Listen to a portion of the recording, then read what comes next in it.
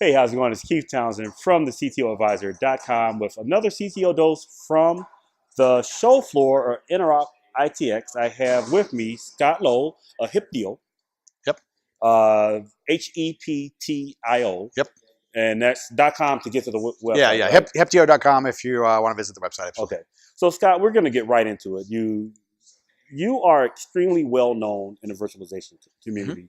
A lot of us have grown up on mastering vSphere. What was it? You ran it up to about 5.5? Mastering vSphere 4, mastering vSphere 5, and then at the 5.5 series, I kind of handed it off to Right. others. But yeah. So I have the book on the shelf. When I did the Virtualized Geek website, I review. That was like one of my first blog posts reviewing the 5.0 book. So you've made a pretty good career out of virtualization. Yep. Yeah. Now you've made this shift to Heptio, completely. I don't want to say completely different technology.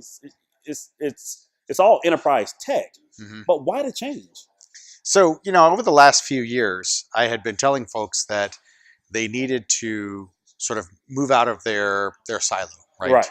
I launched this podcast called the Full Stack Journey Podcast, right? And although the name, is a bit controversial and has some certain connotations, the idea being that, look, if you're down in the stack working on infrastructure, and you start moving up the stack. If you're at the top of the stack and you're looking only at applications, you need to understand how infrastructure is working. If you're a storage person, you need to look at networking. Networking needs to look at compute. Compute needs to look at all of it. You just need to mix it up. You need to be sort of broaden your view, stop being very, very, sort of myopic, if you will, about what you're looking at, and kind of take a bigger picture look. It's not just on premises. It's not just public cloud. It's all of this stuff. And people need to start taking a more holistic view of all of this, right? Right. And so challenging people to get out of their comfort zones, to learn something new, to embrace some developer workflows, to these kind of things, right? And you saw that reflected in sort of my writing and my blog posts where I was looking at some new technologies, and you could use cloud native as a term if you wanted to, whatever, that's fine, right? But it came to a point where I was like, look, I've been doing VMware stuff for 15 years, right? And you're right, I've been very successful, and I'm very thankful for the opportunities I've had and the people that I've met, such as yourself and others, right? Great community. Right. But I need to apply those lessons to my own career as well. Yeah. I need to make sure putting your walking the talk. Right. And I've done that before, right? Not to pat myself on the back, but to say, look, you need to push yourself. And so I started embracing these other technologies, but I needed to take a step out and say, I've had a great successful career, but I need to make sure that I am constantly challenging myself, constantly moving on. And when I looked at what could I do that would make sense, I looked at the shape of what containers are doing to the industry, how people are looking at containers, and how it's fundamentally altering how we develop software, how we deploy software. And then from that, it kind of became obvious to me that the container runtime is a little too low. Right. And instead, I need to kind of move up above the container runtime and really look at container orchestration that is very application aware, right? And that's kind of where Kubernetes falls in, right? Yeah. Is doing this container orchestration and being a way, providing this sort of cloud provider agnostic, infrastructure agnostic API for developing and deploying distributed cloud native applications. And that made the sense to me. There's an argument that you can give a developer a Kubernetes an account towards a Kubernetes cluster, and he can just consume your infrastructure via Kubernetes and make some incredibly portable and effective technologies. A lot of PaaS-like features. Kubernetes is in the past, but a lot of PaaS-like features in Kubernetes. So very powerful abstraction. Yes, absolutely. And I think that was what drew me there, is saying, this is a kind of platform that has the kind of staying power and the kind of influence to really shape the industry. And I think, and maybe I'm thinking too highly of myself, but I think that I've been effective in taking new technologies and helping it make more consumable by others, like kind of breaking it down so that other people can begin to move on that journey as well. And so it felt like this was the right place for me to be. I'm at the cusp of a big change we're going to see in the industry.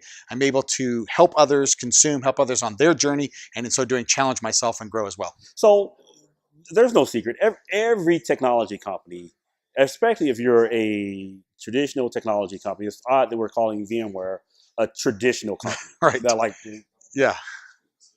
Virtualization. I still remember my first vMotion. Oh yeah. So that it's hard to believe we're talking in VMware in these traditional senses. But VMware is not asleep at the wheel when it comes to containers. It's a different model for them. They're doing some good works. But what did you see in Heptio that made you think, what? Two speeds. I've always said that VMware moves at the speed of the CIO, which may not always be fast enough. Right. What about Heptio made you say, you know what, these guys, this startup coming from very comfortable 18,000 person organization Right. to 55, maybe 60 at this point in the when it's published video Right. organization, what made you take the risk on Heptio? Right. Right. So there's a couple things. One, I approach this as the next step in my career, the next step of my own personal development, my own personal evolution, my own journey. Right. I hadn't done a startup before, and so I was pretty determined. I want to go to an relatively early stage startup. I mean, Heptio's done Series B, so we're not super early, but early enough, right? At 60 people, I want to do an early startup because I feel like there's important lessons that I can learn there.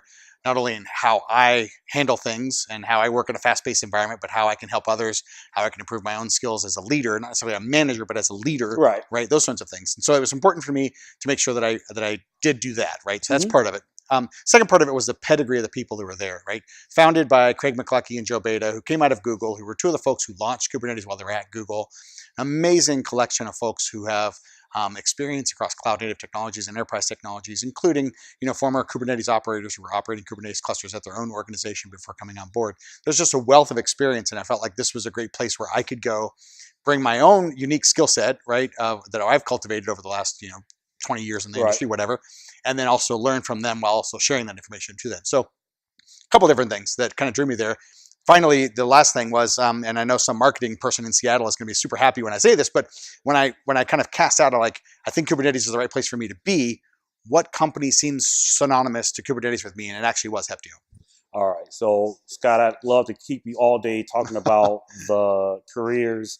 We've done presentations on like the need to step out and do something different. We're both actually doing something different. I'm doing the CTO advisor full time. I know, right? You've made a huge career move, so we're both faithful. So praying for you. Absolutely, and likewise.